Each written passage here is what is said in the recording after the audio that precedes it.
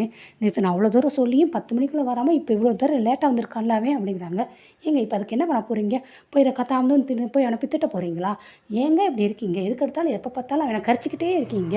அதான் ராஜி இருக்காள், அவள் கதை திறந்து எல்லாம் பண்ணியிருப்பா. அப்போ அதுவும் இல்லாமல் நீங்கள் ராஜி முன்னாடி போய் திட்டினா அப்புறம் அவளுக்கு எப்படி இருக்கும் அப்படிங்கிறாங்க. அதுக்காக அவன் எதுவும் தட்டிக்க கூடாதுன்னு சொல்கிறியா நீ அப்படின்னு பாண்டியன் கோவப்படுறாரு. அதை ஒன்றும் சொல்லலை சரியா?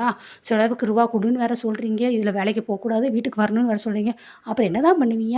அத்தனை பேர் இருக்கும்போது செலவுக்கு ரூபா கொடுன்னு கேட்குறீங்களா? அப்போ வேலைக்கு போக தான் செய்வேன், அதுவும் ஓவர் டைம் பார்க்க தான் செய்வோம் அப்படின்னு கோமதி பேசுகிறாங்க.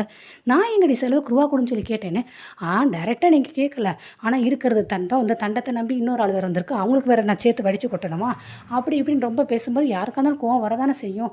சில சமயம் நீங்கள் பேசுகிற பார்த்து எனக்கே கஷ்டமாக போய் நம்மளும் பேசாமல் ஏதாவது வேலைக்கு சம்பாதிச்சு இவர்கிட்ட பணத்தை கொடுக்கலாமா அப்படின்லாம் எனக்கு தோணு எனக்கு தெரியுமா அப்படின்னு சொல்லி கோமதி சொல்லுவாங்க. என்னடி இப்போ நீ இப்படி பேசி வர வரேன்னு பிறகு சும்மா நொய்யின்ட்டு பேசாமல் படுங்க, அவன் வேலை அவன்